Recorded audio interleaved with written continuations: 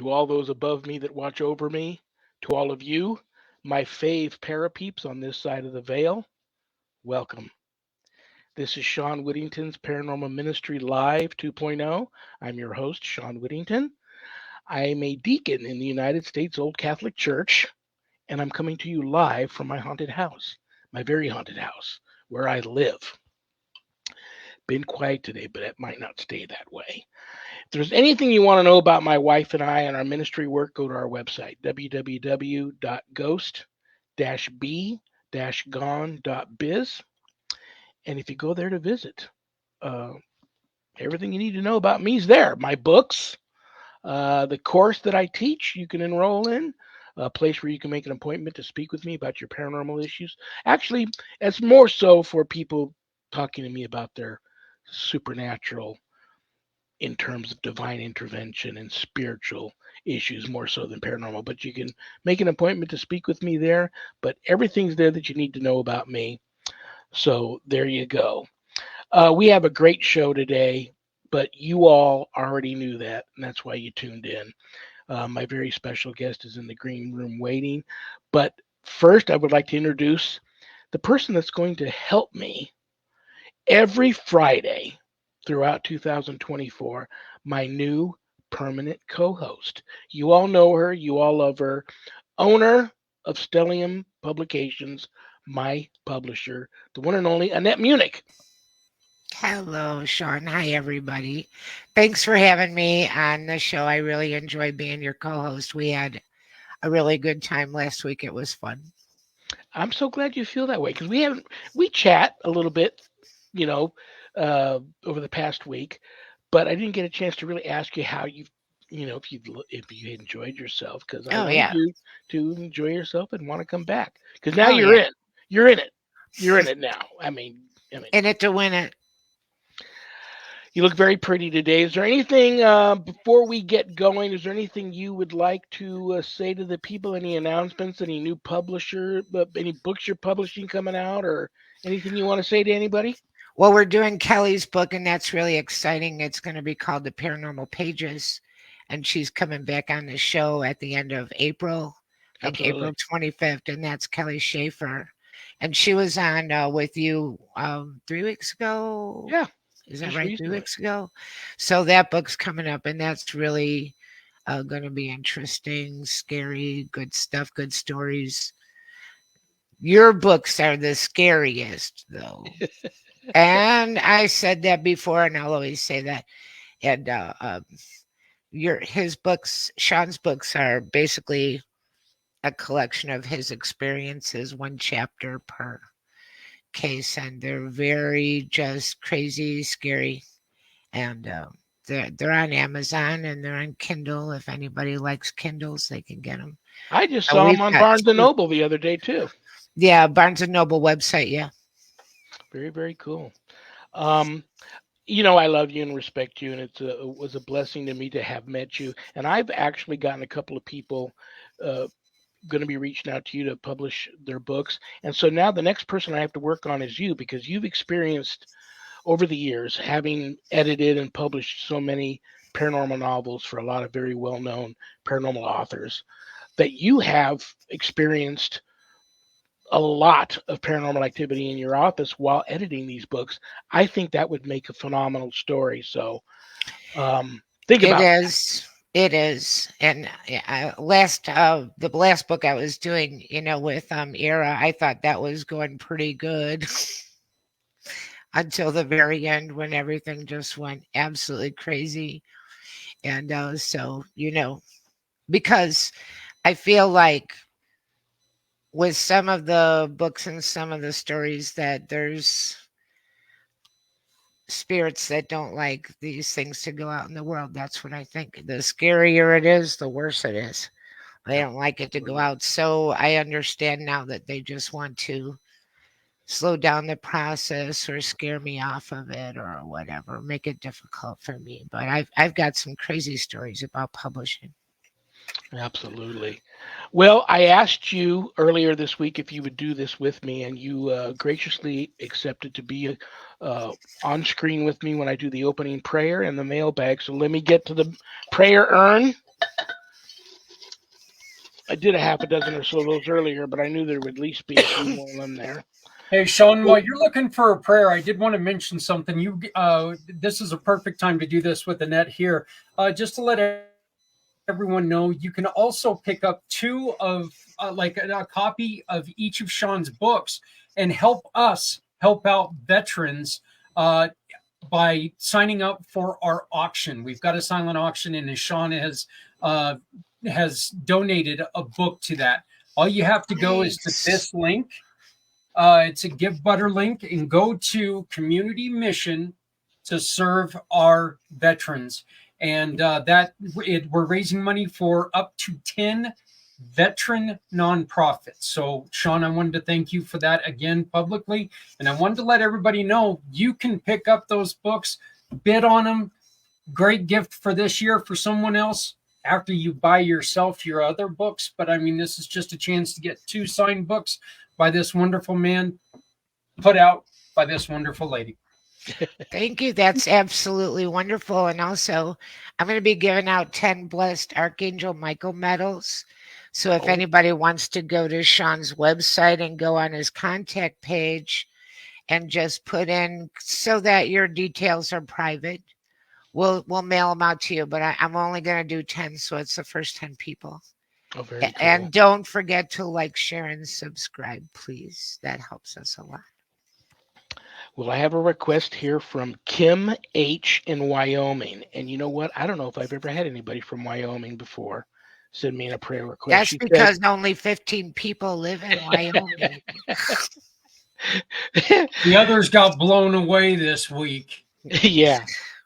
Oh, God bless you, Kim. Are you hanging in there? She says, made a resolution to both stop many of my bad habits and get back to the church. That's wonderful. I'm struggling already. Aren't we all? Could you pray for me? That is a wonderful request, Kim. And what's coming to me right now is a phrase that you hear over and over and over again, but it's really, really true and it works one day at a time. So let's get a nice prayer for Kim here. Okay, this is a good one day at a timer. In the name of the Father, and of the Son, and the Holy Spirit, amen. Lord, for tomorrow and its needs, I do not pray. Keep me, my God, from stain of sin just for today. Let me both diligently work and duly pray. Let me be kind in word and deed just for today. Let me be slow to do my will, prompt to obey. Help me to mortify my flesh just for today. Let me no wrong or idle word unthinking say. Set a seal upon my lips just for today. Let me in season, Lord, be grave, in season gay. Let me be faithful in your grace just for today. And if today my tide of life should ebb away, give me your sacraments divine, sweet Lord, today. So for tomorrow and its needs, I do not pray, but keep me, guide me, love me, Lord, just for today. Amen. Amen. Kim, hang in there, sweetie. Keep me posted on how your resolutions are going and getting back to the church and all that stuff. Let me check the mailbag real quick. Did that a little bit earlier too, but I know there's some more in there. And if this is a good enough question, I may even leave it out and run it past our guest today. Emily M. from Michigan, two cold areas of the country. I now have both your books. Well, God bless you, Emily. Love them. First one I got off Amazon. Second one from you with the kit. Can you tell me what's in the kit and how to use it? P.S. Not sure if it's the book number 2, but upon arrival, paranormal activity has spiked. It's weird that we were talking about that. And that I think this is probably the first person that has talked about the second book spiking some paranormal activity in their home. And I want to apologize not only to Emily, but to everybody out there that I've been promising to enclose something in the kits telling everybody what's in them and how to use them. So I apologize, I haven't done that yet, but I've got to do that. But what's in the kit, if I remember, I throw a lot of stuff in there. I got Palo Santo wood. You just light it, let the flame burn for a little bit, blow it out. It starts to smoke. Walk that through the house. Got Palo Santo wood. I've got a sage stick. It's usually a mixture of both sweetgrass and white sage, blessed. Light that, let the flame burn for a little bit, blow it out. It starts to smoke. Get that through the house. I've got a bottle of blessed blend of holy water and anointing oils, and that you bless yourself with it. Put it on your thumb, touch your walls, and make a cross. Um, I've got blessed salts in there. Last time I checked, my blend has sea salt, dead sea salt, pink Himalayan, black Hawaiian, um, kosher salt. I think there's 5 of them in their blend. They're all blessed. You sprinkle those on your windowsills, on the ground, at every door that leads outside. And you can also sprinkle it on your head and bless yourself with that. What else is in there? I got a couple of blessed metals in there to either wear or put on a windowsill somewhere or over your door or give them out as gifts. Religious gifts are the best to give to someone that you may feel is in need of that metal. So there's metals in there. What else are in my kits? I think that's it. But I'm going to start doing that, Emily. I apologize for that. But I'm going to start enclosing something in instructions in my kits. But keep me posted on all of that activity that you may get from the second book. I think you're the first one to report that. So there you go, Annette. Book number 2. That's wonderful. Okay. The moment of truth. I love him. I respect him. I've known him a long time. He's quite a character. He's a paranormal enthusiast, a paranormal authority, founder, an executive producer for Unexplained Cases, and they've got a website, they've got a Facebook page, a YouTube channel, and a lot more stuff. Unexplained Cases. Please give a big, warm paranormal ministry welcome, family welcome to the one and only Rick Garner. What's up? What's up? Hey, hello, Rick. Hello, hello. Happy New Year. Happy New Year to you too. Hey, Sean, Sean, before you get started, Annette, this one is for you. I would love a blessed St. Michael medal. Please let me know when it's convenient, the postage to Denmark, so she can donate it. So here's someone from Denmark that would like I know Camilla very well. She's bought in both my books. Is it at all possible to put a donate button on the page? So we might have other things in the future too, or buy Sean a cup of coffee button. He would like that, wouldn't he? There's actually a donate button on his page. So on the website, I believe so, yeah. But not on the YouTube. Can you do that on YouTube? I don't believe so. I'll look into it though. I've seen other people do that. They do donations and super chats and stuff. I don't know how hard it is to do it. Yeah, Denmark would be a little bit more than just sticking it in the snail mail. But hi, Camilla. I've got some blessed St. Michael medals. I've got some blessed St. Benedict medals. I've got some blessed miraculous medals. I will, since I've already got her address here, I just recently shipped her something. I will send you a blessed St. Michael medal. Oh, lovely. Okay. Aw, that's so nice. Cool. What do I want to say to Rick? Yeah, on that note, Happy New Year's. What do you, did you do anything special for New Year's or make any resolutions? Well, New Year's and Christmas were definitely different for me this year because that's one of those we can go down this particular subject as deeply as you or anyone wants to, but basically I know where you're going with it. I just want to tell you I am so sorry to hear of the news of your passing of your mother, and may she rest in peace. You both have been in my prayers a lot since I heard the news, so I'm so sorry. Yeah. Heartfelt condolences, Rick. So Thank sorry you. to hear that. Thank you. Yeah, it's I guess it's kind of one of those journeys. Technically, it began on 12/8 when I learned that she had basically fallen and broken her hip.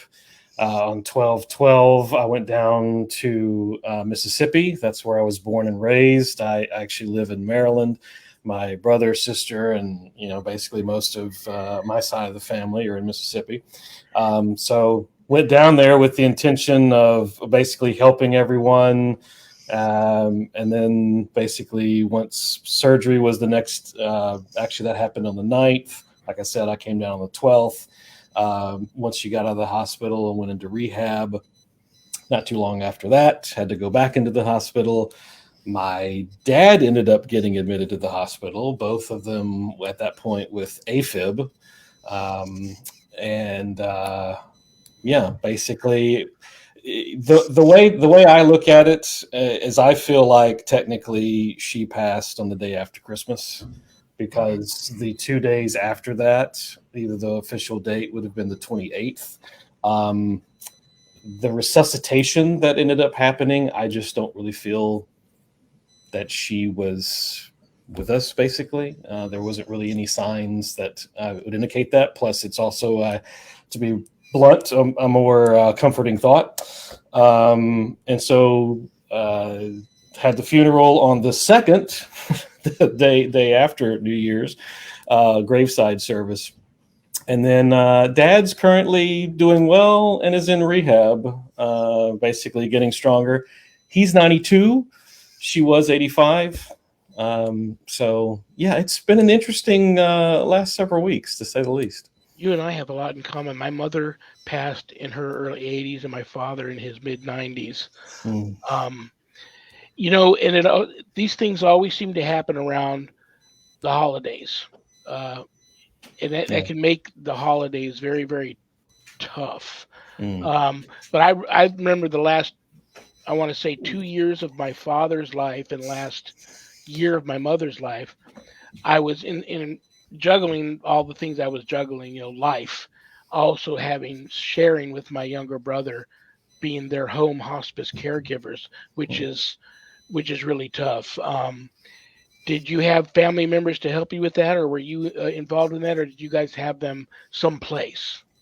Well, so initially, when Mom was in the hospital just a couple of days after her surgery, then she went to rehab for the purpose of recovering and being able to, basically get her mobility back. I don't really think that she just fully accepted that, because all she wanted to do was go home. So like a lot of what I was doing, for example, was getting Dad. I was staying at the house with Dad. So I was basically cooking him breakfast, running errands, getting him back and forth from rehab. My brother and sister are about 30 minutes away. So we just kind of there was a little rotation. And so then when basically she was back in the hospital, and then like a couple of days later, Dad was, then it definitely became a bit of a rotation of just where every day was something different to figure out. And it was like decisions you would never expect to have to think about. 3 weeks felt like 3 months, I say. It was kind of surreal. Annette, how about your parents? I don't think I've ever talked to you about if your parents are in heaven or not. My dad died in 1995 and my mom died in 2019. Rick, you mentioned we can go down this path as any direction we want, or however deep we want to go in. This doesn't happen for everybody, and I'm just going to speak for myself. But I had both my parents, and still occasionally I feel them around, but I had them both reach out to me in ways that you wouldn't expect. So if you weren't, accepting of that possibility, I would imagine that it would just go. And I remembered right after my father died, for about a week, we hadn't had his funeral yet, but for about a week, shortly after I would fall asleep, it would sound like somebody shot a gun off, by my ear, and it was so loud, it would actually launch me out of bed. And I would be shaking, and my ear would be ringing. Sharon's sound asleep, the dogs are sound asleep. I'm like, what is going on with me here? Am I having some type of, breakdown? And it happened like every night for like a week. Then finally, when we went to his funeral, they had the 21 gun salute for him because they buried him at the veterans cemetery. And as soon as I heard the guns, I knew that was that message from him. But then shortly after that, I had this dream, and it was so real that it was really like it was really, really happening. Because when I woke up from it, I was like, oh my gosh, that was a dream. But I'm walking down a street in some neighborhood. I didn't recognize the neighborhood. I'm just walking down some street, and ahead of me is another side street. And I see my father walk out of this side street and just turn to his right. Now he's walking in front of me, but his back is to me. So I yell out to him a couple of times, Dad, Dad. He stops, he turns around, he looks at me. I run to him. And when I get up to him, I said, I don't know why I asked him this. I said, Dad, are you lost? And he looks at me and he goes, maybe I am, with this smile on his face. And I woke up. And it bothered me, that dream. I didn't know what it meant. And then my second oldest sister, who's very gifted, I'll just say that, she thought it meant he was saying to me, you're currently on the wrong path. You are lost to me, and you're currently on the wrong path. So what I did was I closed the book on all my paranormal investigations at the time, totally jumped more into my training to become originally ordained through the Christian University and the Association of Exorcists that I was with at the time. I continued on with my ordination, and after that, everything the show got dumped in my lap. I met Bishop Long. I got in the seminary. So that was a great message. But then I had two psychics who don't know me and didn't know my mother had passed reach out to me. And they said, an older woman is coming to me in my dreams, and she's just sitting there holding a handful of white beads. And I know that it's for you. So I wanted to reach out to you to introduce myself. And do you know who this woman is? I didn't say anything. I said, well, describe her. They both described my mother to a T. And then again, I reach out to my sister and I ask her, what do you think this is? She goes, Mom's telling you need to pray the rosary more, because I hardly ever pray the rosary. Shame on me.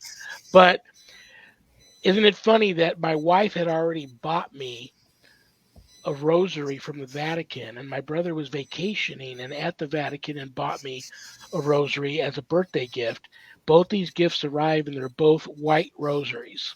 And neither one of them knew that I had been contacted by these psychics, and they just bought me these gifts just for, So you got to be, have you experienced any, and this goes out to both of you, you two, Annette, have either one of you, we'll start with you first, Rick, experienced anything like that? And are you open to from your parents? Yeah, open to it. Haven't experienced anything. I mean, there was, interestingly enough, a couple of different individuals who had abilities, thought with a description that they gave me that my grandfather, my mom's dad, was basically hanging around, basically, being in essence, I guess, what you could maybe consider a spirit guide, which is interesting because, I mean, basically I was like 10. So I'm trying to remember now if it was like 7 to 10. I feel like it's maybe closer to 10 when he actually passed. As a matter of fact, yeah, it was 10. So don't have a lot of memories, but just their description seemed to match. And basically just kind of like, being pretty much a strong silent type actually would be a real good description of him. And that's what he's, apparently doing according to these folks that shared. But that's all I've got right now on that. Annette, what about you? Well, I'll say something about my dad. Every time I see my dad in a dream, he's in a boat fishing and he just waves at me. And that's exactly where he would go. Mm. You know, when he passed away, if it were up to him, he'd just be in a fishing boat. He just loved that. But I have dreams about my grandmothers.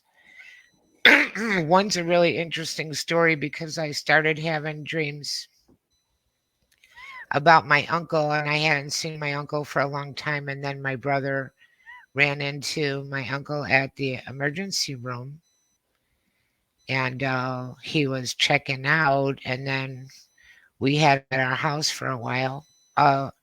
There was a whole story and a message about that, but she was showing me my uncle, and then we saw him. So I brought him to my house for a while, and he died of cancer. But my other grandma, I had a dream about her not too long ago, and I walked up to the house and knocked on the door, and I went in, and she's like, "Hi." She goes, "Things are looking better for us, don't you think?"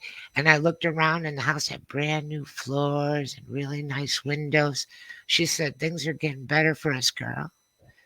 Walk around, see everything, eat whatever you want." And I'm like, okay. So I like that one a whole lot. That's really, really nice. Um, so I don't know, what to make of it. But the other one that was kind of really curious because after I had that dream, I had it a bunch of times repetitively, and then we ran into him. My brother did, and ended up bringing him to the house and staying with me for a while. So Mm-hmm. Yeah, anybody have? I'm the worst at giving advice on this, and I usually, strangely enough, I usually give people because I'm in the animal care industry too. But I usually give people advice on mourning over their animals that they've just lost because that's like your children and your family too. If you're a real hardcore animal lover like I am, but with the loved ones.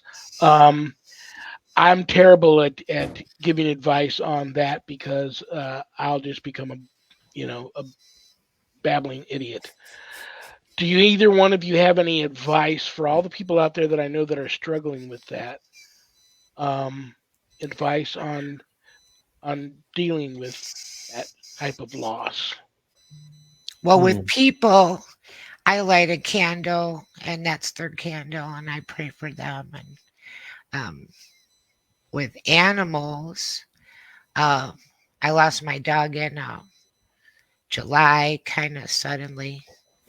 And I had a dog named Sue, and I saw her twice after she died. I saw her twice in the house. I was in the kitchen. I turned around. I saw her in the doorway, and then I saw her again. So I believe that, you can have spirit contact with animals. And also, Ira's writing a book about that. In fact, it's done. We're about to be editing, but I'm going to do it like I want to have Ira's book done March 1st. And so that's about mourning the loss of your pets, particularly dogs. What do you think, Rick? Yeah, I think it depends on best way I would know to answer that is I think it depends on also where you are in your faith journey. And what I mean by that is, in essence, a maturity level, because like everybody processes grief differently.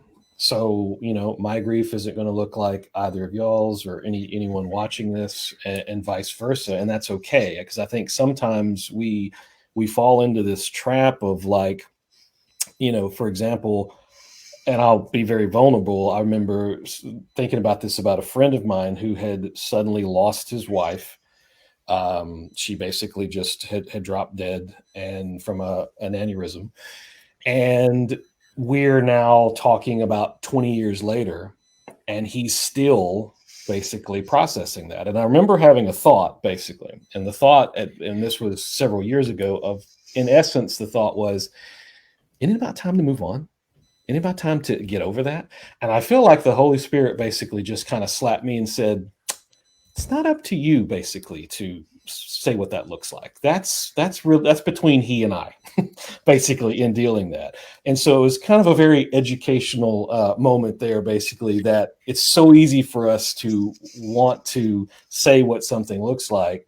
And like in even my case with my mom, I kind of feel like, wow, shouldn't it be, even a little sadder or something like that? But I'm like, well, I know where she's at. And I also know that this was the best thing for her. And it's something it had already been committed to prayer. And so it was something I'm already at peace about. Sure, I'll be sad and there'll be moments. As a matter of fact, her birthday is coming up on the 24th when she would have been 86. And so, I mean, all those things are a part of it. So it's a journey. Too, it's just such a mixed bag of emotions too, especially when you lose a parent. And I don't think you ever get over it. I think you learn how to live with it.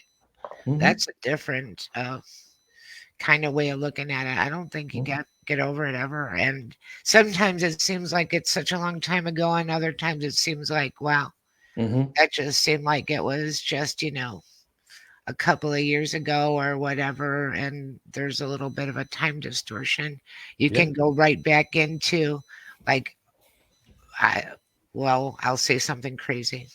I'll be crazy. It's my second show.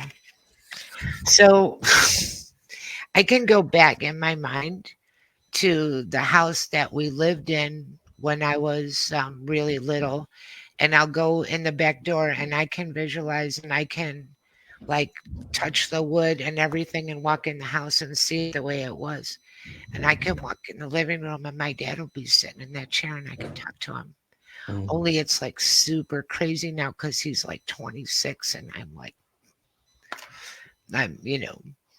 way older than he was when he was sitting in that chair. In fact, I'm older than my dad. I've outlived my dad, but I could walk in there and I could walk in the living room and see him sit in the chair and start talking to him, and he'll look at me and sometimes he says a little bit, sometimes he doesn't.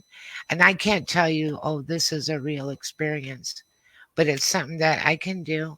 And he's not the only one I can do that with. I can walk in and I don't know what it is. Maybe because I'm an artist, I can feel the wood. I can smell the smells. I can be right there, Wow. somewhere where I was when I was 7 years old or 11 years old. And I think maybe that kind of helps me too in my grieving because I have a way to feel like I can come and talk. Wow, Whether that's real or not, I'm not going to say I'm not psychic, I'm not like special in that way, but I've done that quite a bit. Sometimes I do it on purpose. Sometimes I do it in a dream involuntarily. I'll just go where I can see them. Well, Rick, from me, I want to say, hey, brother, bless you and your family. All my thoughts with you. I every once in a while I'll have dreams that my grandpa walks back in the house. We're in the house that he made the purchase. He did a lot of construction on this house, and he's done a lot of things. I have a dream that he's here, and my first thought is, you've been dead for countless numbers of years, and he'll just kind of look at me, and it's like, have I been? And it's just kind of one of those things that it really reminds me that they're never gone. They're never gone. Okay, they're always in your life. Everything that they've ever taught you, everything that they've ever said, they're never gone. And I think it's also just one of the ways that they sit there and they remind you, I ain't going anywhere. I got nothing better to do than be here and make sure that you're okay. So I really do. I think that, where I am a skeptic, Sean knows this very well, where I'm a very, very skeptical person, I think that, our memories have a way of reminding us they're never gone. They're always going to be in your head. But brother, much love to you, man. Thank you. Appreciate that. Yeah, I will definitely keep your mom in my prayers on her birthday. If you want to reach out and need to talk to anybody on that day, I'm here for you. Appreciate it. Yeah, that's a rough one. What else do I want to ask you? So many things on my mind. Unexplained Cases. I've known you since I don't even remember how we met.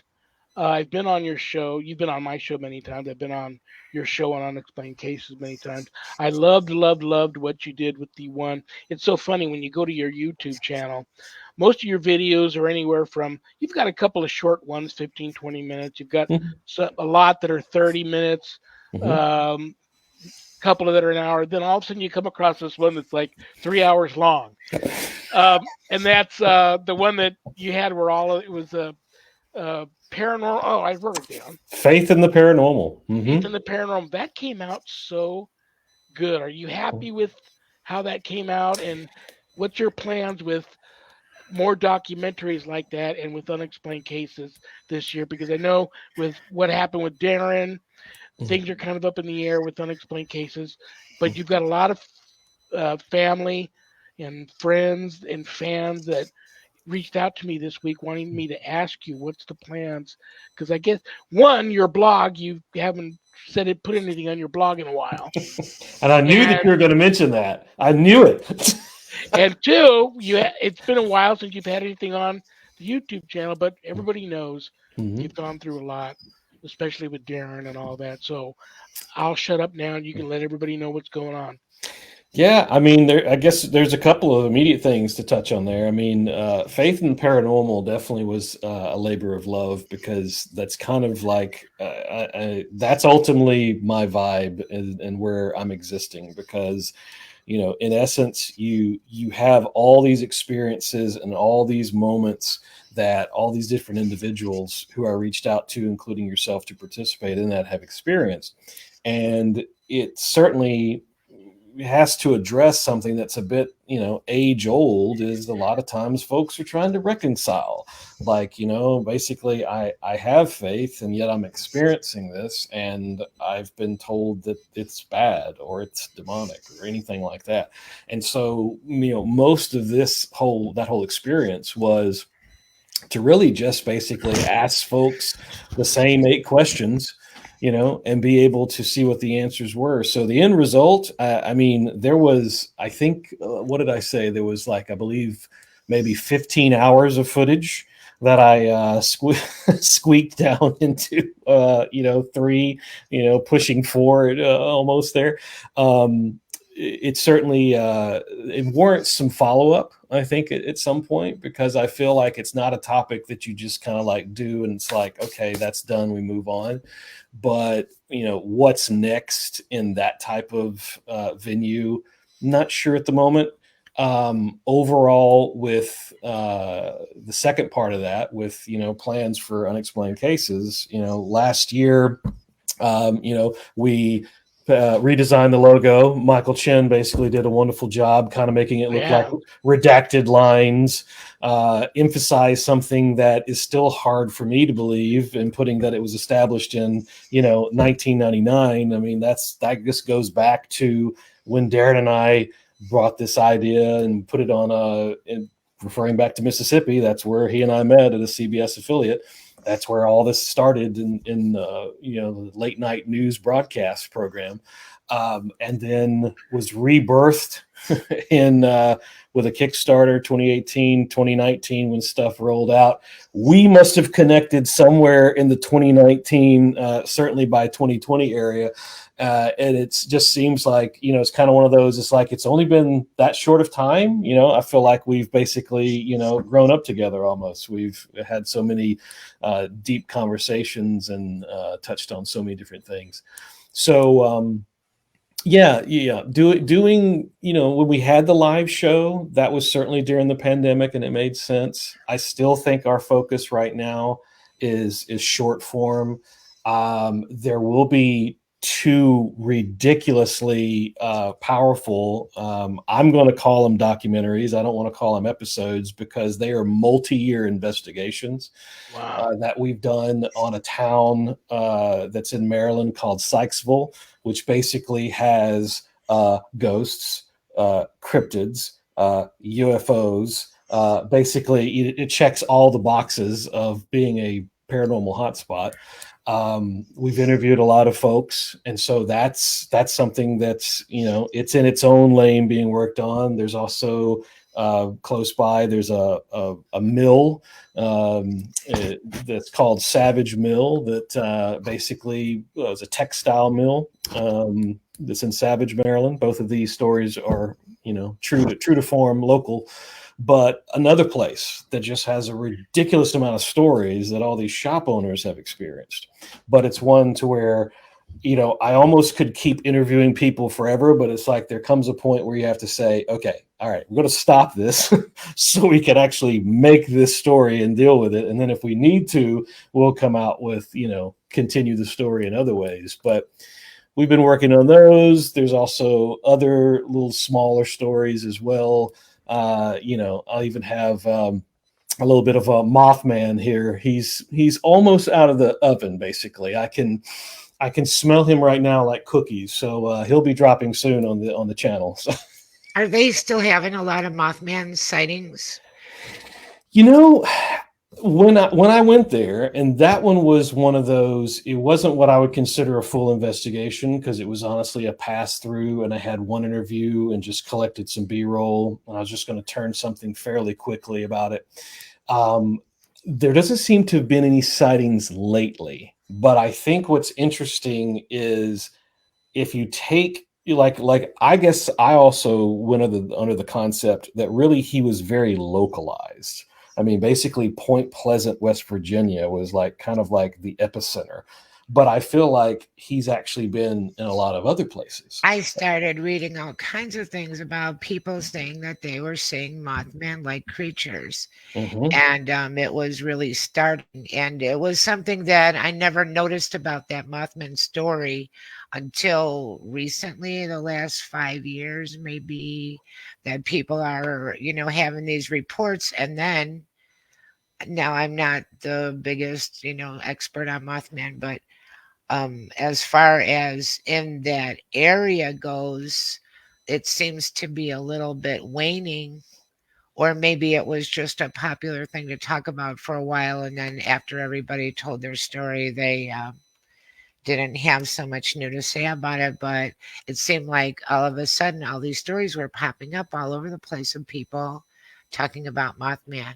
Mm-hmm. And that's a creepy story.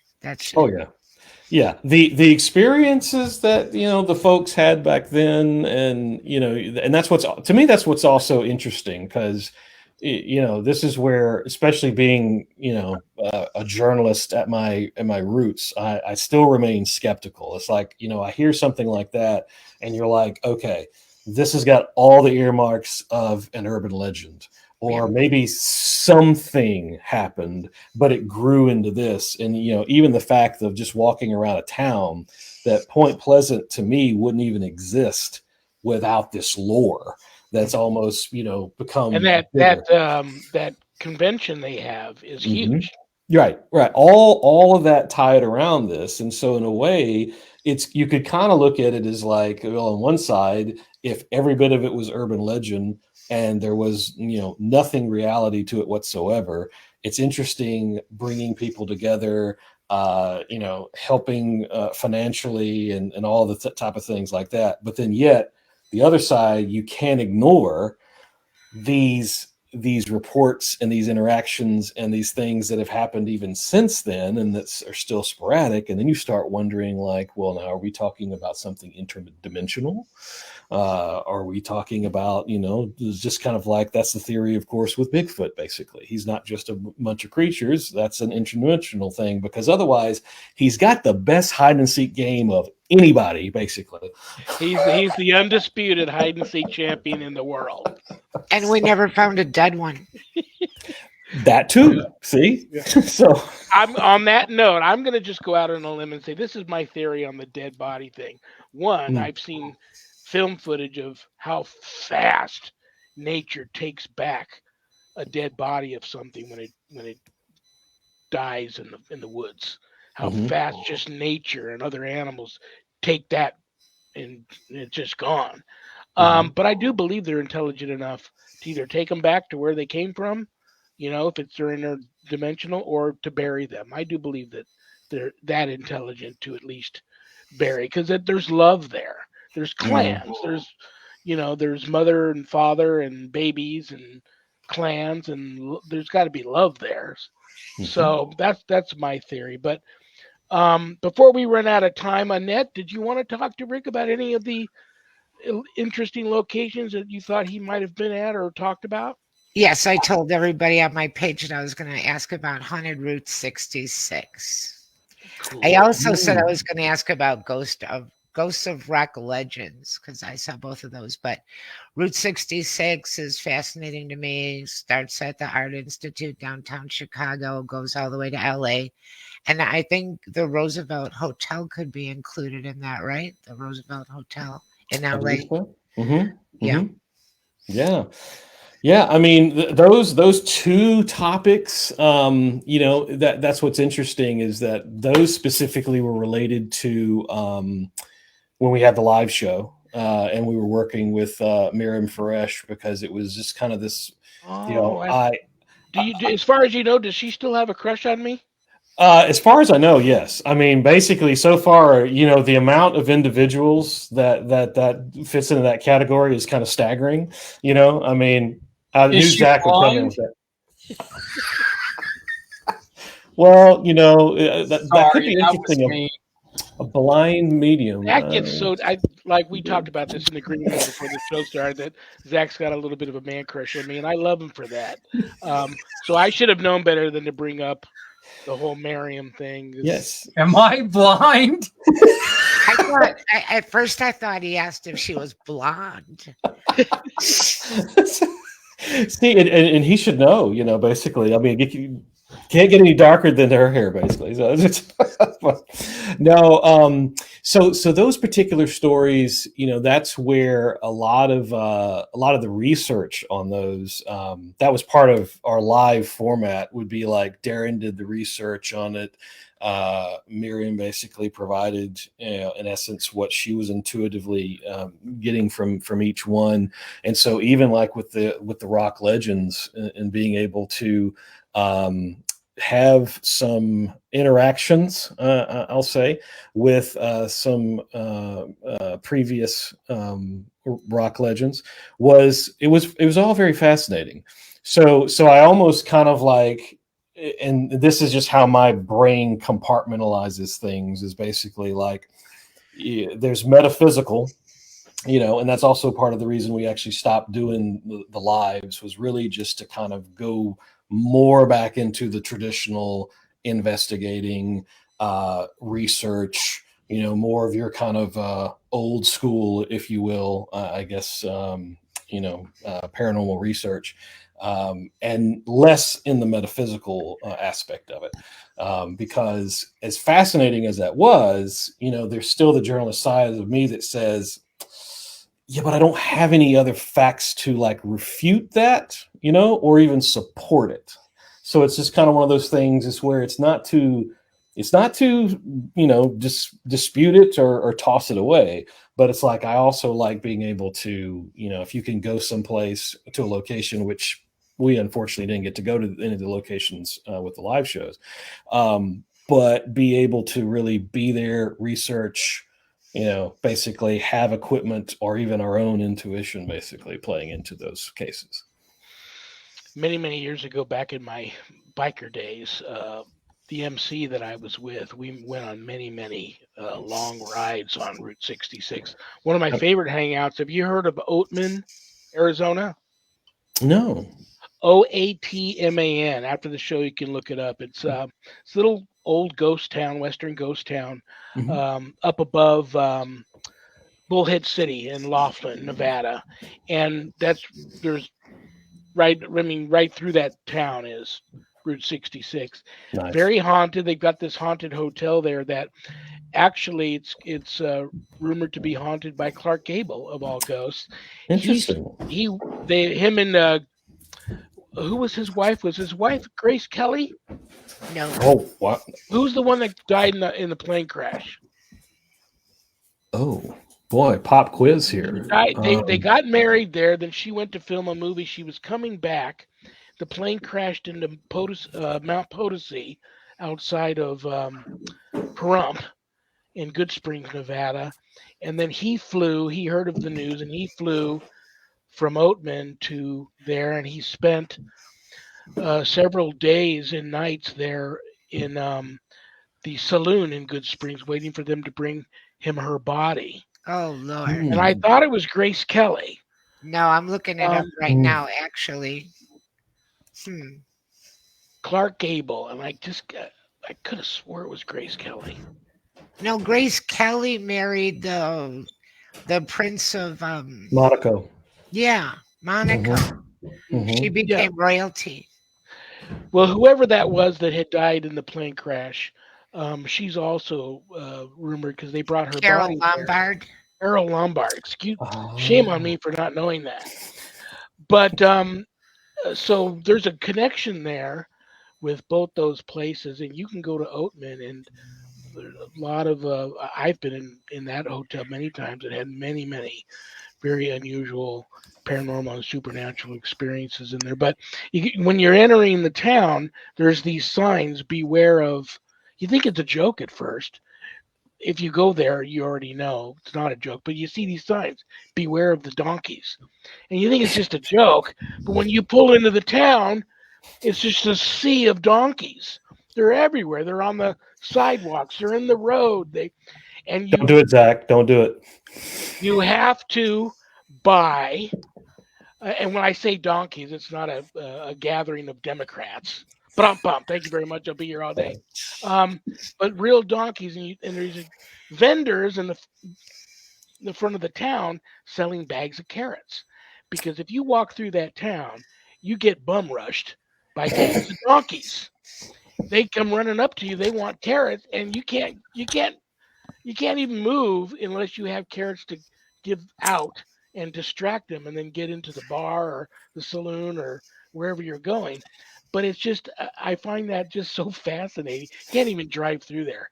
So you got to park your car and park your bikes outside of the town. You can't even get in there because of all the donkeys. There's so many jokes that could apply here, but I think I'm going back to probably where Zach originally was thinking is, aren't you picturing him in leather when he talked about being basically on a bike? I mean, that's where I went. So I know that you must have thought that. Yeah, because you know me and my man crush on Sean. Yeah.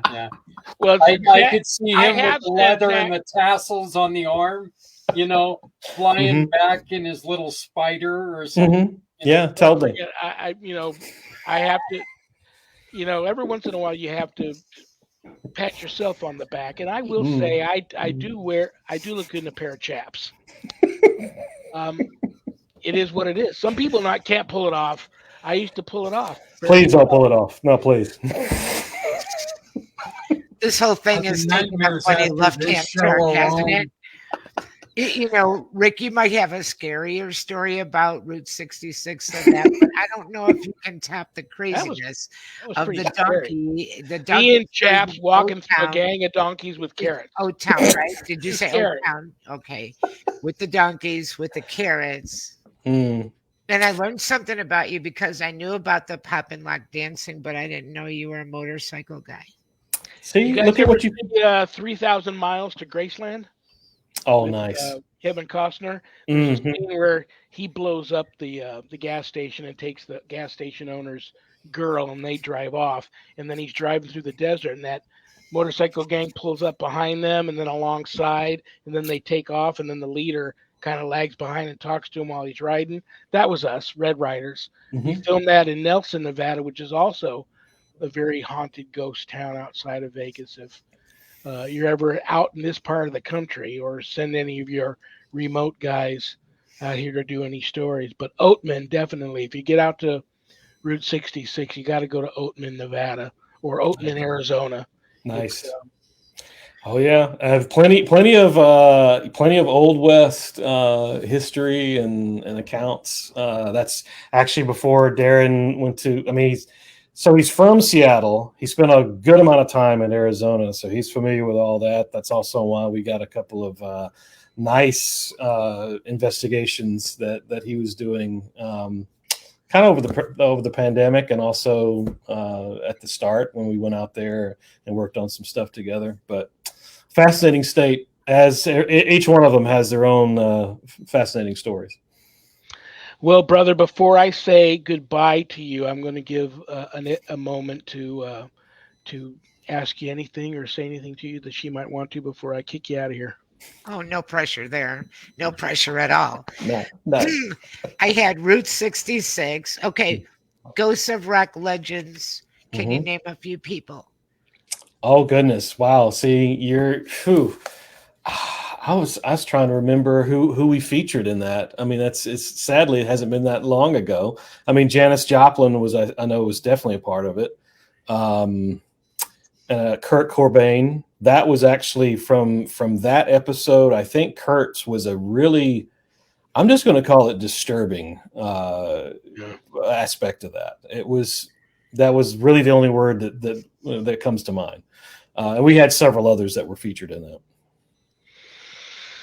Very You interesting. know, brother, I love you and respect you, and one show a year is not. We have to do more. I got to get you back here more, and you know I'm available anytime you need me to come back on Unexplained Cases. But what I love about having you here today was there was a lot of people that did reach out wanting to know, if can they look forward to more Unexplained Cases, and I told them I'll let you answer that, but I know that we haven't seen or heard the last of Unexplained Cases. And I'm even going to go out on a limb and say you might even now, after today, go and revisit your blog again. You know, the sad thing is I said I better write something on the personal blog because he's gonna comment again because we were here the last time. So I need to remedy that. Two But years. Two yeah, years you've written so, on. but there will definitely be more cases. We're working on quite a few. We definitely do not. We don't adhere to a schedule. We probably should, wish we could, but basically we put them out as we're able to get to them because life happens. Brother, I want you to have a wonderful remainder to your Friday and a great weekend. And I'll keep you and your mother in my prayers. Thank And I you. hope that we get to visit again real soon. Absolutely. Thank you all. Appreciate you having me. Bye bye. So nice meeting you. Annette Munich. You look so pretty today, Oh, and you thank were you. so much help for me. And I'm looking forward to seeing you next Friday. And before I let you go, He was our so guest, fascinating. I'll have him He back. I was so promise. fascinating. We could talk to him for like, oh my God, hours and hours and hours. Absolutely. The 19th, next Friday, is Lala Bright. It'll be my first time meeting her, but she is a medium, an abductee, a contactee. Got her own very popular podcast. So Lala Bright will be here next Friday. That's going to be a great show. But God bless you. I love you too. You know that. And thank you so Thank you. much I for love hanging you. out with me and my guest for an hour. I'll see you next Friday. I will see you next Friday. Have a beautiful weekend. All right, Annette. See you later. Bye bye.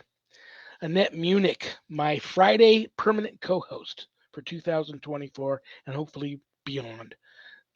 Owner and founder of Stellium Publications, Stellium Books, my publisher. Check her out. Okay, help a seminarian become a priest.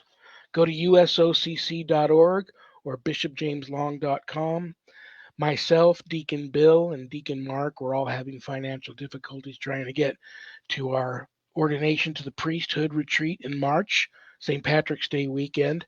So if anybody wants to donate to the cause and help us get there, you can do that at those websites.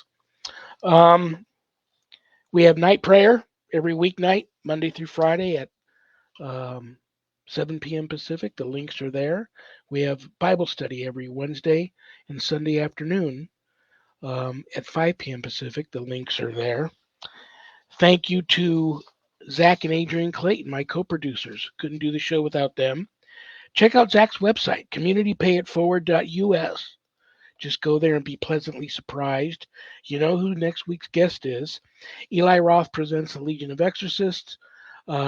Still hasn't been canceled. We're waiting for an announcement if we're going to go to a season 2. But you can still watch it on Discovery Plus, Max, and now it's on Roku. You can sign up now for free. Get your Roku account for free now, and they're streaming the season 1 there on Roku streaming. So you can still watch the show if you want to watch it. You can find me on Facebook now at Lawrence Morais, since my original profile got hacked. I'm on there as Lawrence Moraes now, which was a stage name. Thank you to Things Network. Thank you to PACT, little p, capital ACT, Podcasting for All Coming Together channel, Parapost Network, Temple of Phoenix Rising Entertainment, and Spirit, Alabama. Thank you to all those networks for simulcasting my show. God bless you all for that. And thank you all for being here. I don't have a show without all of you guys. And now it is bad joke time.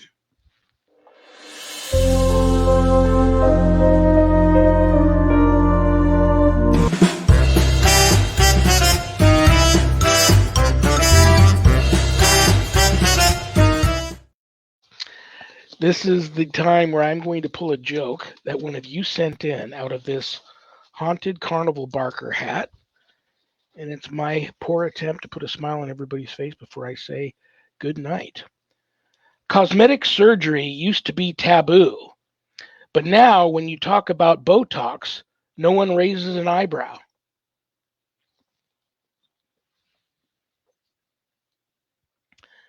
Good night, Danny. Good night, Jack. Good night, Dog. Good night, Harold. Rest in peace. Good night, Ernie. Good night, Bill. Good night, Dan. I love you all. God bless you all in the name of the Father and the Son and the Holy Spirit. Amen. Peace.